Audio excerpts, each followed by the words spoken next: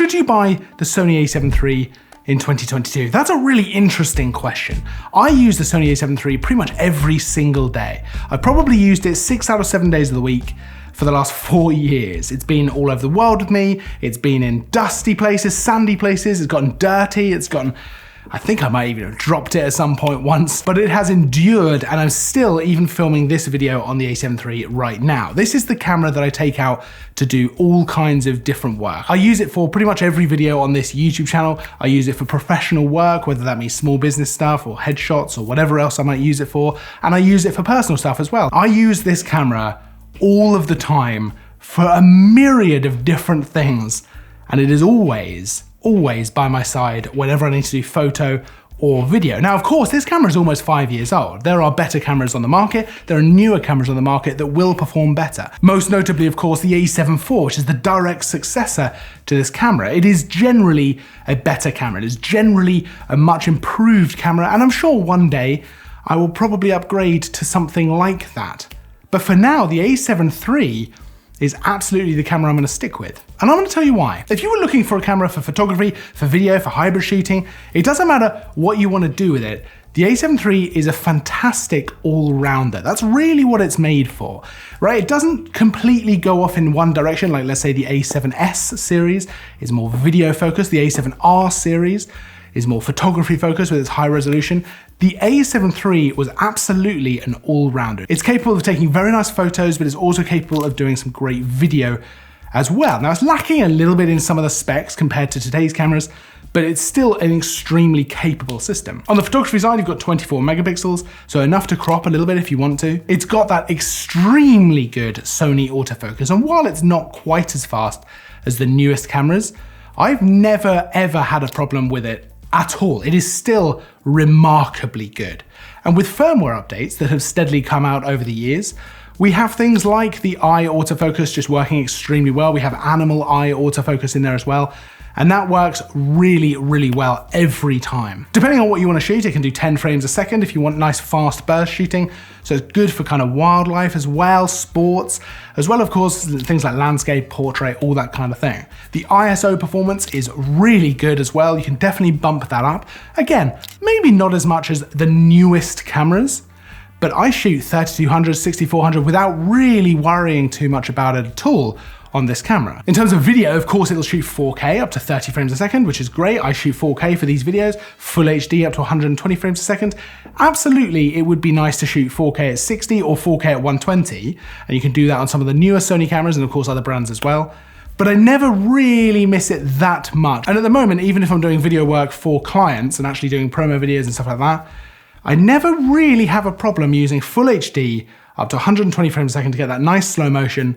And I still feel I can add, zooms, and I can rotate it and all that kind of stuff. So I have a bit of room to crop there. Even though it's full HD, most people are watching back on their phones or on a computer or something like that, and it probably doesn't matter too much. Would I love it if it was 4K, 120? Of course I would. Of course I would. But that's what the A1, the a7S III, all that kind of stuff is for. Now, it's true that the video is 8-bit and it's 420 as well.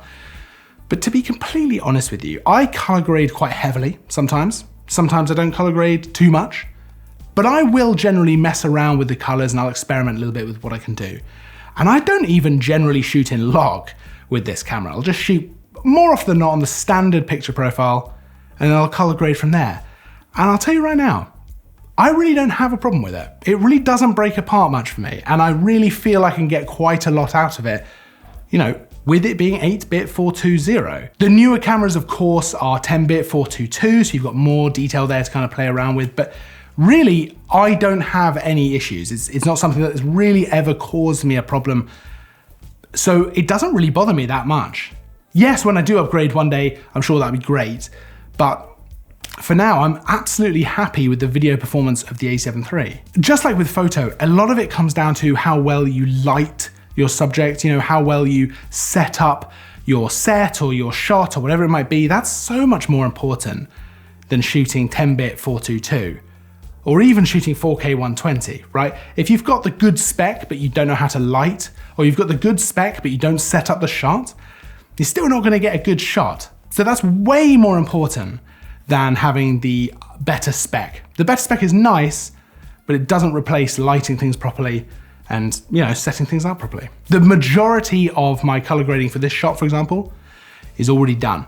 I've got light, and then I've got my background with all the different colors and stuff like that. I'll do some tweaks to make sure that I'm nice and bright in the image and the background's maybe a little bit darker and lighting looks good and the colors look nice.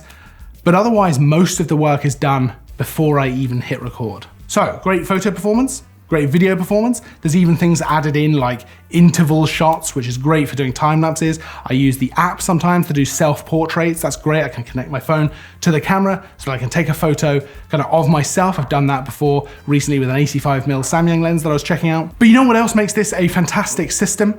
Is the amount of glass out there. Sony native glass, there is a huge amount. And then there's third-party lenses, you know, Samyang, Sigma.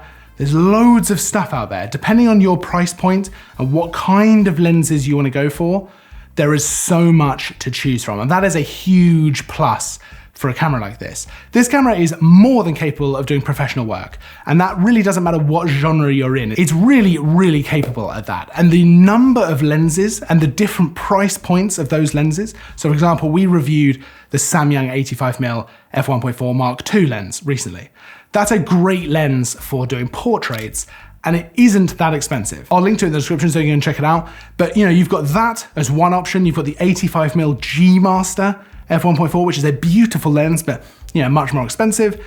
That's a fantastic option as well, but they're different levels, right? That's just 85mm. You've also got other 85mm available as well within there. 50mm, you know, all these prime lenses, zoom lenses. There's just so many different lenses to choose from. Now, almost all of the time, I have the 24-70 f2.8 G Master lens on the front of the a7 III. Not the Mark II. Again, I'll probably upgrade to that one day, but for now, the Mark I is absolutely fine for me.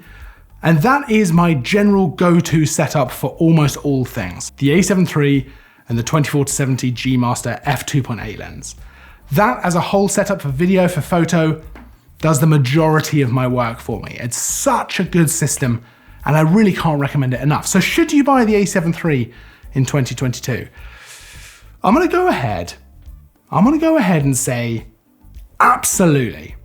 Absolutely. If you were looking to get a camera, a good camera, you had a bit more of a budget than the last couple of weeks we've been talking about things like the Panasonic G80, the Canon 60D. Those are lower budget, probably good cameras to learn on, but the a7 III, you know, you want to get a good camera, you want to start taking some photos, you know what I mean? Maybe you want to dabble in video, but you don't want necessarily to go for a new camera and spend more money. Maybe you want some money left for lenses. This is such a good idea. This is such a good camera. It's the camera I generally recommend to anyone who wants to buy a good camera without spending loads on a new camera. I'll link to our used department down in the description so you can go and check that out. We have all kinds of cameras and lenses there, but I'll link to some a7 IIIs as well so you can go and check that out, because honestly, I think, as you can probably tell, and I might be a little bit biased because I have this camera and it's my favorite camera I've ever used, but I love it.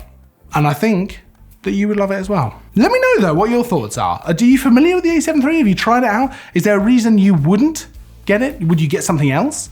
Or is there a reason that you love it just as much as I do? I think probably it's one of those things that it's just been so reliable for me that it's impossible for me not to recommend it wholeheartedly to pretty much anyone who'll listen. But of course, like I say, I'd love to hear your opinion on this as well. Now, of course, I'd love it if you hit that like button, if you hit that subscribe as well, because there's new videos all the time, every week, all the time, reviews, tutorials, stuff like this, loads of stuff. I will see you in the next video, but until then, as always, by the way, autumn jumper, it's that time of year already. Thanks for watching.